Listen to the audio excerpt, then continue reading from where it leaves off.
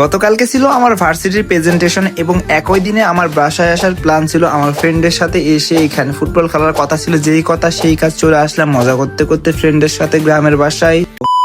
Hello everyone, আসসালামু আলাইকুম। কি অবস্থা সবার, কেমন আছেন সবাই? আশা করি সবাই অনেক বেশি ভালো আছেন গাইস। আমিও আলহামদুলিল্লাহ আপনাদের দোয়া ও ভালোবাসে অনেক বেশি ভালো আছি। It's me Shamim and welcome to my Facebook page SR blogs and YouTube channel SR blogs official. So guys, আপনারা তো ইতিমধ্যে জেনে গিয়েছিলেন আজকে ভিডিওটি কি নিয়ে হচ্ছে। তারপরেও বলি, আজকে আমার ভার্সিটিতে ছিল প্রেজেন্টেশন, এই জন্য সকাল সকাল ঘুম থেকে উঠে ঘুম ঘুম চোখে চলে আসলাম ভার্সিটিতে। আর সকালে ঘুম থেকে উঠে ভার্সিটিতে আসতে কি পরিমাণ যে একটা প্যারা হয় আর কি পরিমাণ যে একটা প্যারা খায় আপনাদের বলে বুঝাইতে পারবো না। যেহেতু আজকে সকাল সকাল ঘুম থেকে উঠে পড়ছি আর ক্ষুধাও লাগছিল অনেক, এই জন্য সরাসরি চলে আসলাম আমাদের ভার্সিটির ক্যান্টিনে। যেহেতু অনেক ক্ষুধা পাইছিল এই জন্য এখান থেকে চাউমিন খেলাম। চাউমিন খাওয়ার পর এখান থেকে সরাসরি চলে আসলাম আমাদের ডিপার্টমেন্টে। যেহেতু আজকে আমাদের গ্রুপ প্রেজেন্টেশন, এই জন্য এখানে আমাদের গ্রুপের সবাই বসেছিল, সবাই প্রেজেন্টেশনের জন্য প্রস্তুতি নিচ্ছিল। এই যে আমাদের প্রেজেন্টেশনের এই ব্যানারটা, এটা আমরা তৈরি করেছি। ক্লাসরুমে যাওয়ার আগে আমরা ফ্রেশ হওয়ার জন্য ওয়াশরুমে চলে আসলাম, যেহেতু আজকে আমাদের প্রেজেন্টেশন, এই জন্য এখান থেকে ফ্রেশ হয়ে আমরা এখান থেকে সরাসরি এখন ক্লাসরুমে যাব।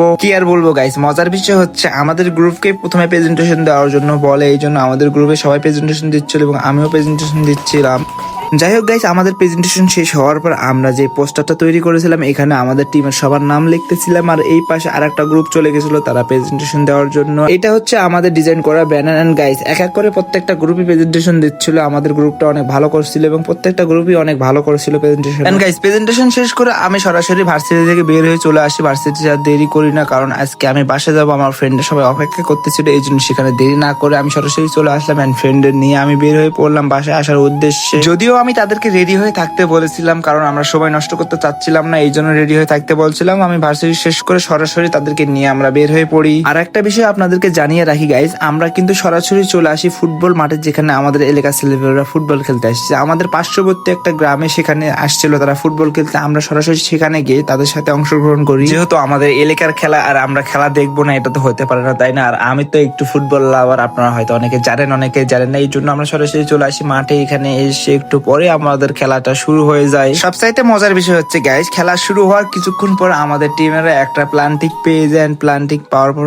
এক গোলে এগিয়ে থাকে তারা। যাই হোক গাইস, খেলা কিন্তু ভালো হচ্ছিল, দুই টিমই ভালো খেলতেছিল, কিন্তু একটা পর্যায়ে গিয়ে তারা গোলটা শোধ করে দিয়ে সমতায় নিয়ে চলে আসে ম্যাচটা। আমাদের যে প্লেয়ার গুলো খেলতেছিল তারা অনেক সুযোগ পাইছিল, কিন্তু তারা কাজে লাগাইতে পারেনি, গোল দিতে পারেনি। কিন্তু তার বিপরীত টিম যেটা ছিল তারা ভালো খেলতেছিল আর আমরা মাঠের বাইরে থেকে খেলা দেখতেছিলাম। এই যে আমি, রায়হান, আমরা সবাই দাঁড়িয়ে থেকে খেলা দেখতেছিলাম এই পাশে বাইরে। যাই হোক গাইস, যেহেতু দুই পক্ষে গোল দিতে পারেনি এবং আমাদের ম্যাচটা ড্র হয়ে যায়। আর এই যে দেখতে পাচ্ছেন আমাদের আশরাফুল আসতেছে। যাই হোক গাইস, আজকের ভিডিওটি এই পর্যন্তই। সবাই ভালো থাকবেন, সুস্থ থাকবেন, আল্লাহ হাফেজ।